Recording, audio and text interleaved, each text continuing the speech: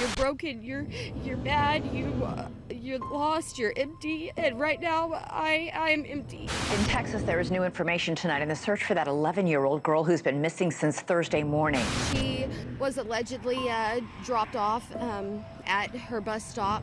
She never even made it on the bus. Records show he's been convicted of multiple crimes, including 2 counts of enticement of a child. The mother said that she was unaware of this guy's past and his criminal history, and it really is alarming why this guy was ever allowed to be around this little girl. Note the swastika tattoo. Police say he may be affiliated with the neo-Nazi Aryan Brotherhood. Audrii's death was caused by homicidal violence with blunt head trauma.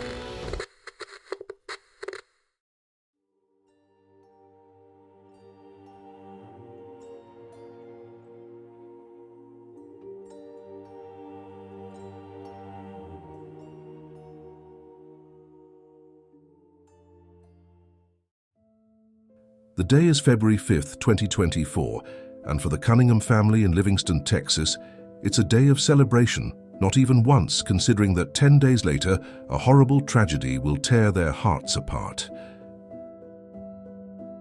It was the birthday of their daughter, 11-year-old Audrii Danielle Cunningham. She was a light with a radiant smile, described as an extraordinary child who touched the lives of everyone who knew her. It was her special day. She made it to another year around the sun. Even the following week, nothing gave her family reason to believe she would soon end up in the hands of a maniac, one that was closer than they would even think.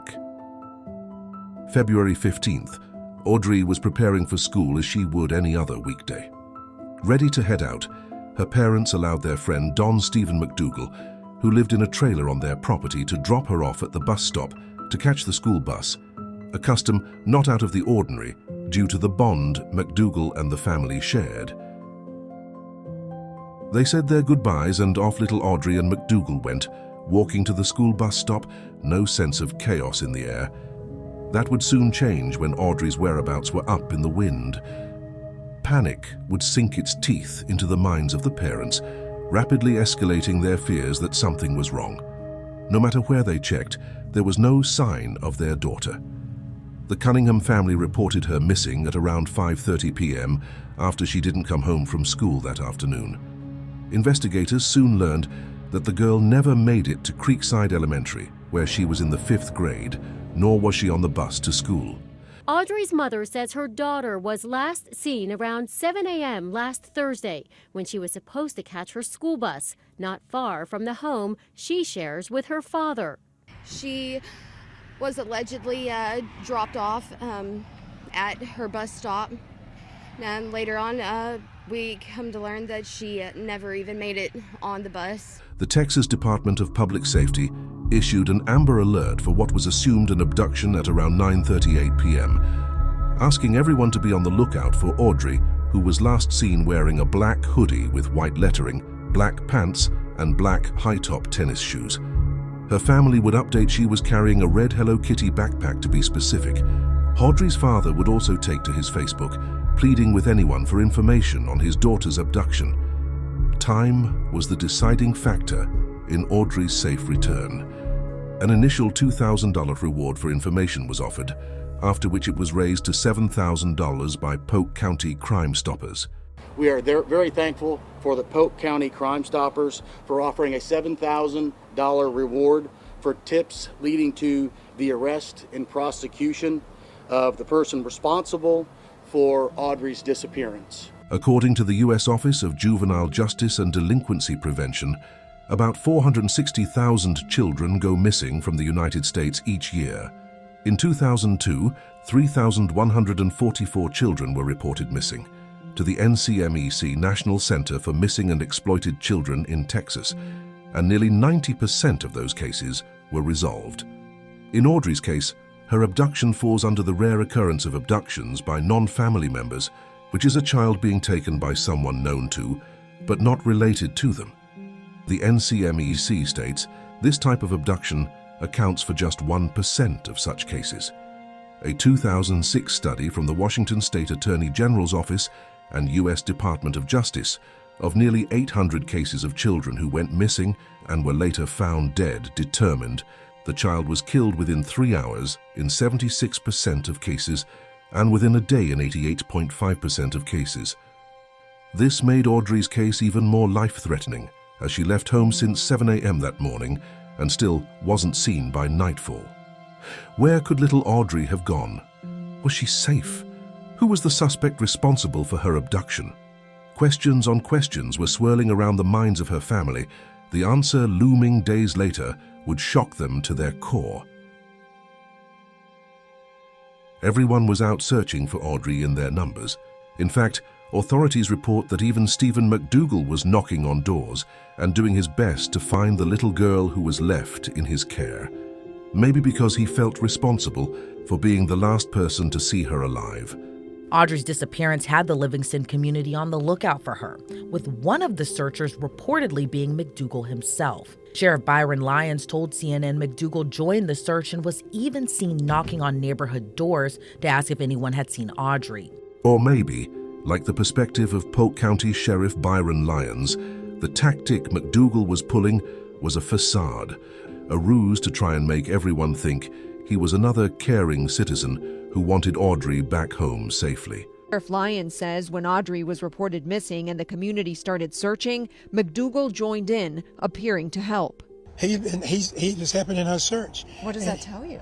Well, I mean, to me, it simply tells me is that he's trying to give the appearances that he has no play or he's not at fault in her disappearance, and that I am part of the concerned parties who were trying to locate her. Do you believe that? No, I don't. But that illusion would soon be brought under scrutiny when his arrest became a priority by the following day on February 16th, as he was listed as a person of interest in the abduction of 11-year-old Audrii Cunningham. Today, I want to announce that we have one main purpose, one main person that we are looking at right now as a person of interest, and that is Don Steven McDougal. Footage emerged of the moments later that day before police officers would arrest and detain McDougal, but authorities state it was initially for an unrelated assault charge. The charge stemmed from an incident a year prior in August 2023, when he stabbed a man who was trying to help him in the back with a knife. McDougal was also convicted in 2010 and in 2019 for aggravated assault with a deadly weapon. And the aggravated assault charge that got him thrown in jail during the search for Audrii, that charge was issued after McDougal allegedly stabbed a man in the back last August. According to KHOU in Texas, McDougal and a woman the victim knew came to his home asking for help and claiming his car battery was dead. When the victim was jumping the car, McDougal allegedly stabbed him from behind. Betrayal and tricking people into letting their guard down was his forte, and from all accounts, it began to appear like he also caught the Cunninghams in his deceptive web. The following day after his arrest for the assault charge, authorities would enlist the public for assistance in locating McDougal's vehicle, which they believe held clues that would lead to little Audrii, hopefully still alive. The clock was ticking. Saturday, February 17th, 2 days since Audrii was missing, a lucky break would appear to shine a light on where she might be, when her backpack and other items were found at the Lake Livingston Dam across Trinity River. Authorities tell Fox 26 42-year-old Don Steven McDougal of Livingston was arrested late Friday night on an unrelated charge back in August. Aggravated assault with a deadly weapon, but listed as a person of interest in Audrii's Amber Alert. DPS says at times McDougal is cooperative with investigators. The man is the owner of this 2003 Chevy Suburban, a vehicle investigators are searching for in the case. So anyone that saw that vehicle on Thursday or Friday, we're asking that you call the Polk County Sheriff's Office, use the iWatch Texas app, and report what you saw to investigators. Investigators also found Audrii's backpack near a local dam and say other items were found, but they're not elaborating. We ended up identifying a backpack yesterday at the dam that is consistent with that belonging to a child. Sheriff Lyons took CNN to the area where authorities recovered a key clue in Audrii's disappearance. He says authorities located the girl's bright red Hello Kitty backpack near this dam Friday. Just a little west of us here. Was it in the water? No, it was along the riverbank. There was enough in it to lead us to believe strongly that it is Audrey's backpack. Questioning McDougal, the only response he had for authorities was that when he dropped her off at the bus stop, she was alive. However, no eyewitnesses along the trail to the bus stop could recall ever seeing Audrey anywhere that morning as they normally would. Tom, neighbors say that they saw little Audrey walking to and from school every single day, but they didn't see her Thursday. A neighbor, Denise Colajako, says she's watched her make it daily, but the last time was Wednesday. That would have been Valentine's Day. She was walking by. She was giving my dog loving, and told her Happy Valentine's Day. She comes down this street, gives your dog some love on the way to the bus stop every day, but on Thursday, she never went by. Polk County Sheriff says they believe McDougal was the last person to see her and says he admits to leaving the house with her Thursday morning around 7 a.m. And they would have made it to the bus stop, which is relatively just a little under a mile in the same community, real close. Did anyone see her at that bus stop? No other witnesses saw her at the bus stop. With McDougal sticking to his story, authorities continued scouring the lake for any signs of life, but they were working against nature.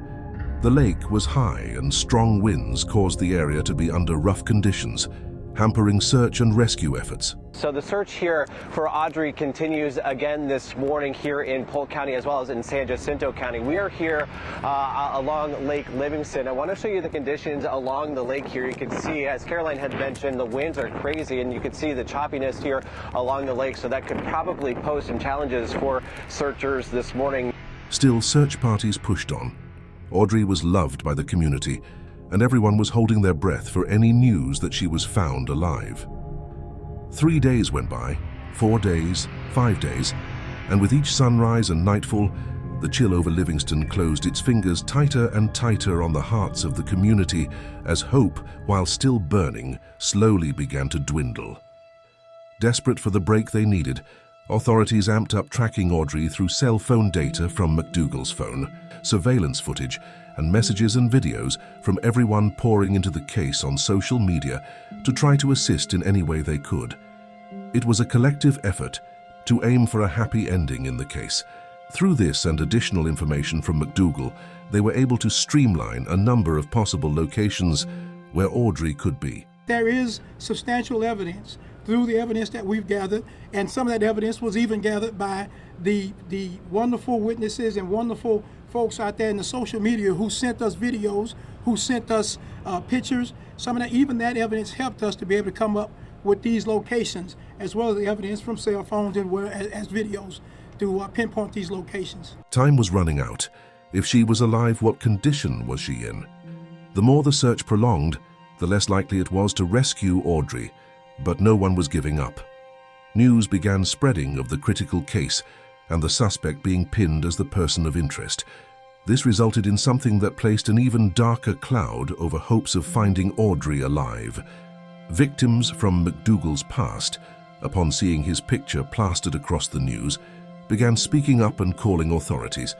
His past criminal deeds, which were disturbingly lengthy, began coming to light, and it painted a clear image of just how sick, demented, and violent McDougal was.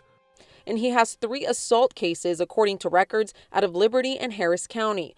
One for allegedly headbutting an officer, another for allegedly threatening a man with a knife, and one for allegedly hitting a man in the back of the head with a pipe. He's a monster. I don't feel like he should be able to breathe the same air that we're breathing. We told you about McDougal's criminal rap sheet, including enticing a child and multiple assault convictions. Caitlin Bolin watched one of those assaults happen to her boyfriend in 2019, when court records say McDougal attacked him with a metal pipe. He was gushing blood from his head, so it was pretty bad. She says McDougal was a neighbor, and the attack was likely an effort to steal their car. When I was watching that, it's like words can't even explain. I felt helpless. I felt like there was nothing I could do. It was crazy. It was definitely something I don't want to live through again. We spoke with another victim who McDougal attacked with a knife in 2010. Terrifying. You know, it really was. I mean, he's, like I said, he seemed like a nice guy, but then he's got this whole other side to him. that no one seemed to know about until now. Now, a closer look at McDougal's past shows he had a lengthy criminal history. In 2010 and 2019, he was convicted for aggravated assault with a deadly weapon. The victim from that first assault says McDougal was a former coworker who came over one night with friends. Criminal history goes back more than 2 decades. Just last summer, police say he stabbed a man he did not know who was helping him jump a car battery. And tonight we are hearing also from one of McDougal's old coworkers who says McDougal attacked him when he threw him out of his home 14 years ago. They were drinking and he just got more belligerent as the night went on, and we ended up throwing him out of the house and he come back with a knife. I opened the door up and told him he needed to leave, and he come at me with the knife, and I had my shotgun and I hit him in the face with it and shut the door on him. I had no idea he was that kind of person. McDougal was reportedly sentenced to 4 years in prison for that incident. McDougal was unhinged in his behavior and seemed to enjoy unprovoked violence. Digging deeper into his past, investigators found pictures of him with the swastika tattoo on his shoulder and revealed that McDougal is an alleged member of the neo-Nazi Aryan Brotherhood. Now eyes were turning to the Cunninghams, with all of his background information coming to light. We live in the internet era where opinions have no barriers, and in a case like this, it's no surprise how the public perceived the parents whom they began blaming for allowing McDougal on their property, in their home, and even worse, around their daughter, much less trusting him with her alone. Audrii's parents are coming under heat for placing their precious daughter in the care of a man like McDougal. I wouldn't leave my dog with him, goes this edgy comment. And that man looks like an absolute creep. The mother said that she was unaware of this guy's past and his criminal history, and it really is alarming why this guy was ever allowed to be around this little girl. You have to be, as a parent, you have to be so careful about who you surround your children with, period. Them leaving him by himself with her, to me, I don't think that we can do that with anybody unless we really know the person. And even then, you have to really be watchful for how somebody's going to interact with your child. Imagining how tough it would be on the family in the midst of all the comments, it's sure to have sunk them even deeper in their grief. An uncle of Audrii would go on air trying to deter persons from giving opinions that did nothing to help the case forward. Ray Epps and his team at the VFW Post in Polk County holding a private prayer vigil Sunday, providing space for family and the community to heal and reflect. She used to come in with her uncle and help him out on dance nights, and she's just full of life. Audrii's uncle, Chris Booth, says since her disappearance on Thursday, we want Audrii home. Part of the healing process involves addressing rumors and speculation around town, which he says isn't helping the overall mission. I realize that everybody's talking a bunch of stuff on Facebook and stuff like that. I'm going to ask that if you don't know anything, don't say anything. All you're doing is hurting the family. Audrii's mother would not only tell reporters that her daughter lived with her father and grandmother, but along with family members, they'd pour their grief, begging to have her daughter back alive. And the mother said Audrii lives with her dad, her grandmother, and another man, and says that that man allegedly dropped her off at the bus stop. We would like to have her come home. It's not like her to, just run off or disappear. She has a lot of loving family. You're broken, you're mad, you're lost, you're empty, and right now I'm empty. We want you home, Audrii. I'm sorry, baby girl. David, this is the stuff that you see on TV, and you wonder, you can only imagine what the family and the parents are going through, and there's not words for it. Through tears, Cassie Matthews, the mother of 11-year-old Audrii, pleaded for help finding her missing daughter tonight. She has so many opportunities ahead of her, and she deserves every right to be able to reach those opportunities. She should be at home where we know she's safe and she's warm and she's fed, and she should be with her little brother. She should be doing what Audrii does, smiling, laughing, making everybody else smile and laugh. The entire ordeal was heartbreaking to watch. At this point, the only thing that would turn this situation around entirely was the rescue of little Audrii, who by now has been missing for 5 days. On February 20th, the 6th day, signs began showing that something was gravely wrong. Reporters arrived at the search location early that morning to continue covering the case, but were instructed by officers they couldn't be in the area, as it was now a crime scene, before bordering the area with yellow crime scene tape. Yeah, Nicole, I can tell you just a few moments ago, we were setting up not too far from this area. This is the Trinity River and this overpass where law enforcement has been camped out for days. And we were told very abruptly to move back. This is now considered a crime scene. And now we've seen crime scene tape go up all around this overpass, around this boat launch on the Trinity River. And just to give you a little bit of perspective of the geography of all of this case, this location is about 10 miles away from where Audrii lives and where she was last seen, and it's miles away down the river from where that backpack that authorities believe was hers was found just a few days ago. So as this is all happening, this is rapid developments. I called a lieutenant with the Texas Department of Public Service, and he said that yes, this is considered a crime scene, wouldn't confirm any further details beyond that. It was in the back of viewers' minds, but the bombshell update was dropped later that same day in a live press conference by Polk County Sheriff Byron Lyons. 11-year-old Audrii Cunningham was found deceased. At this time, I sadly announced that Audrii's body was located at the Trinity River on the U.S. Highway 59. As a result of today's developments, I will discontinue the Amber Alert for Audrii. My heart aches with this news, and I express with my deepest sympathies and condolences to everyone who knew, who cared for, and loved Audrii. Audrii's body was unable to be located at first because of the depth of the lake. Authorities would make a request to the Trinity River Authority to lower the water by slowing the outflow of the reservoir, which allowed them a more efficient search beneath the surface, leading to Audrii's location. Due to the lowering, we were able to contact TRA, Trinity River Authority.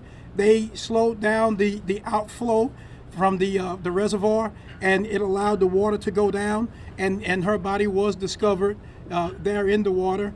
Founder of Texas AquaSearch, Tim Miller, says the search for little Audrii and finding her deceased isn't easy for even seasoned law enforcement. It was emotional. We've seen Texas Rangers wipe tears out of their eyes. We wiped it out of our eyes. It was Miller's boat that captured sonar images in the Trinity River that led to the 11-year-old body being found. God just put us where we needed to be. The fire of hope unwillingly went out with the news. Tears not only filled eyes of the family, but the community as well. It showed how loved Audrii was to everyone. Amidst the mourning, the only retribution now would be justice against McDougal. But the story took on another twist, as one more detail about his past surfaced, one in particular that had fingers pointing not only at the parents, but at the justice system, for keeping a crucial piece of information about McDougal hidden. A past victim of McDougal, who was only 10 years old at the time, contacted authorities and reporters to open up about what he did to her when she saw the news. As she recalls the traumatizing ordeal, teary-eyed and choked up, the reality hit that what happened to Audrii could have easily been her. What she had to say turned the already twisted perception of McDougal even darker. Long before the violent attacks against adults, McDougal also pleaded guilty to enticing a child in Brazoria County back in 2007. The young victim told police he crawled into bed with her and tried to remove her pants. He did not have to register as a sex offender as part of the plea. The victim is in her 20s now, and Audrii's murder is hitting her hard. And you know, Elisa, she says what happened to Audrii could have easily happened to her. I mean, total shock when she saw Don McDougal's face pop up in online posts. And tonight she says she wants to be Audrii's voice and a voice for other children in similar situations. I'll never forget his face after that. Carissa Davis would like nothing more than to forget Don McDougal's face. I know he's a nasty man. And what he did to her one night in 2007 when she was 10 years old. She was at her uncle's Brazoria County house for a family gathering. McDougal's sisters were family friends. And he came into the room that me and my cousin were sleeping in. Davis says McDougal yanked her cousin from their bed, then got into bed with her. Tried to take down my pants, and I immediately jumped up at that moment. I remember looking at him and saying, "Do you know how old I am?" Davis raced for the door with McDougal in tow. He grabbed me, and when he did, I just swung my arm and I hit him, and everybody was still asleep. I mean, my uncle's backyard was woods. I mean, it could have been me. McDougal pleaded guilty to enticing a child and was sentenced to 2 years in prison, but got credit for almost 1.5 years served. Notably, he wasn't required to register as a sex offender and went on to face numerous other charges. I think Brazoria County definitely failed me and failed Audrey, and possibly more. The shocking revelation in this incident was that McDougal didn't have to register as a sex offender as part of his plea deal. In 2007, he was convicted of enticing a minor with intent in Brazoria County. It's a charge that did not require him to register as a sex offender. Media giant NewsNation interviewed retired NYPD detective Michael Alcazar about the loophole that allowed McDougal's past child offender deeds to go concealed, and the reality of the fault of the justice system in that aspect was eye-opening. I want to bring in Michael Alcazar. He is a retired NYPD detective and a professor in the Department of Law, Police Science, and Criminal Justice at John Jay College. Thanks for being with us, Michael. I guess it's just so maddening to hear about the criminal history, to hear that he was not put on the sex offender registry. Did this guy just slip through the cracks? Like, how does that happen? No, apparently for what he pleaded down to, enticing a child, it's not required to register as a sex offender, which is troubling in itself. So, you know, apparently, yeah, he might have slipped through the cracks. Yeah, I just think about that little girl's dad. You know, he was living in the backyard in a trailer. Maybe the dad didn't even know who this guy was. I mean, if he wasn't on the sex offender registry, maybe he had no idea about his past. Yeah, it's possible. You know, people want to believe what they want to believe. This guy could have been, he might have just charmed them and befriended them. You know, some people just don't realize who the offender next to them, living to them is. Learning this truth, the father and grandmother released a statement sharing their disappointment in the legal system failing Audrey. According to the letter, they did a background search on McDougal before allowing him on the property, but his sex offender crimes were nowhere to be found due to the loophole that granted him the conditions of the plea deal. However, something else in the letter stood out. They revealed that while they didn't know of his sex offender history, they were aware of some of his other deeds and incarceration. But they were people with a good heart who believed in the humanity in persons. They stated that their interactions with McDougal were a result of their faith, which teaches to give their fellow man a second chance. That led them to give McDougal his second chance at starting a new and better life. Sadly, they fell for his ploy because that was exactly what he wanted. He lured them into his web, making them trust and believe his good intent, only to catch his real target, little Audrey. In honor of Audrey, her body was removed from the river and transported in the school bus she was meant to take the morning of her disappearance. It was both touching and painful to watch for everyone in the community. People in the small community of Livingston, down south of us, came together to honor Audrii Cunningham. Livingston ISD school bus that Audrey was supposed to ride the day that she went missing traveled along with Livingston police, fire, and Polk County Sheriff's officers to transport Audrey's body to the funeral home. Things like this just really, it hurts. I have grandbabies of my own. There ain't no way I could handle it if it was one of mine. We're heartbroken that little Audrey that this has happened to her. It's a horrible, evil world that we live in, you know. I can't cry no more. I've cried enough since yesterday. It's just horrible. But she's 11 years old, and she was innocent in all of this. A beautiful little girl who had a lot of life left in her. Creekside Elementary decided to keep her memory alive by launching a scholarship in her name to help other lights like her reach their full potential. With a kid like Audrey, we feel like that school was her safe place, and she loved school so that it's very befitting that we would have a scholarship that would live on and help other students in their education. There's no telling what Audrii had to endure before she passed, but after analysis of the body, the medical examiner revealed the chilling final moments she endured. And now to new details concerning the devastating death of 11-year-old Audrii Cunningham. Tonight, we now know the cause of death.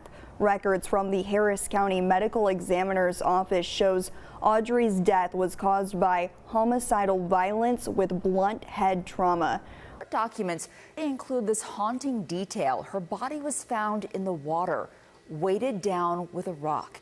McDougal is charged with capital murder, and given the severity of the case, the death penalty is an option if the evidence and trial lead to that end. A family friend named as a suspect in the disappearance of Audrii Cunningham is now charged with capital murder. Shelley, Sheriff, in fairness of this crime, will you be seeking the death penalty? Until we get all of the evidence and all the autopsy reports, we're going to have to hold and work with law enforcement to determine what is the best solution to this case. If the evidence supports that, that is something that we're going to look into. According to reports, there's a ton of evidence against McDougal proving he lied about not being in the area where Audrii was found. One more thing that came out of those court documents today, according to those records, they say that cell phone data and surveillance footage, quote, shows that McDougal lied about his whereabouts that day that Audrii disappeared. So his cell phone and other data placed McDougal at the location that Audrii's body was found, and that rope found at that location was consistent with rope found in McDougal's car. Take a look at this screenshot. A woman who used to be McDougal's neighbor reported this to police, saying it was late Wednesday when McDougal asked if she wanted to buy his SUV. Detectives say it's the same vehicle certain evidence was seen in before it was found at the crime scene. Fox 4 would obtain audio recordings of Polk County Sheriff Lyons stating that they dropped the ball on the case of McDougal. Turns out, the assault victim from August 2023 pointed out McDougal as the perpetrator of the crime, but authorities arrested the wrong person, allowing McDougal to remain free. If that mistake hadn't happened, McDougal would have been behind bars and never entered the lives of the Cunninghams. The sheriff investigating the murder of an 11-year-old girl admitted in audio obtained by Fox 4 that his department, quote, dropped the ball in a previous assault case involving her alleged killer. As Stephen Heather, the sheriff's office down there, told a Houston station that the victim initially identified the wrong person. The victim's attorney disagreed, though, with that characterization and said that his client said with certainty that McDougal was his attacker all the way back in September. The victim's girlfriend met with the sheriff about a lack of progress in the investigation in November.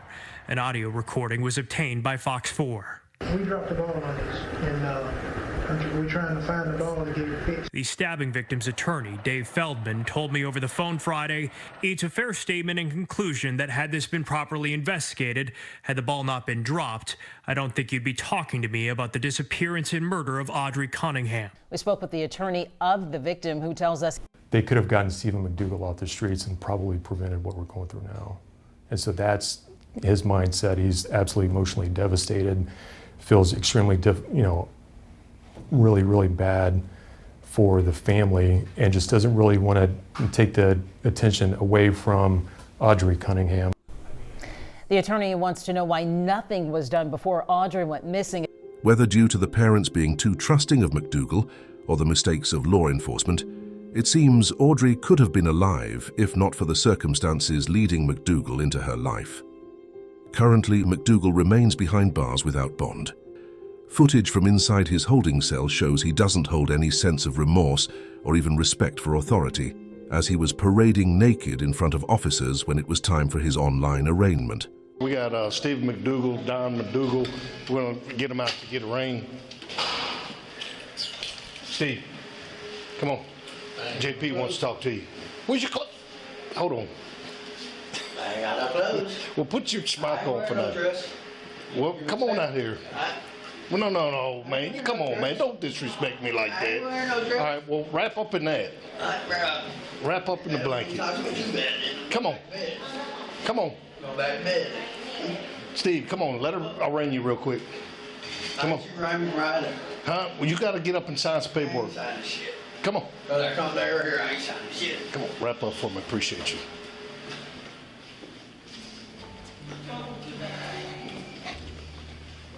Here, I'll hold it. All right, Mr. McDougal, I'm Judge Richardson. I'm going to read your rights, and we're going to talk about your charge today. Your charge is capital murder, and it's a no bond. Okay, thank you. Audrii had her entire life ahead of her. May she rest in peace, and may the family and community find the strength to heal. Hopefully this time around, McDougal doesn't slip through the cracks of the justice system. For more true crime documentaries, check out one of the videos on the screen. This has been an episode of Mystories, where true stories from around the world come to life. What stories come next? Like, share, comment, and subscribe to never miss what intriguing chronicles will be told.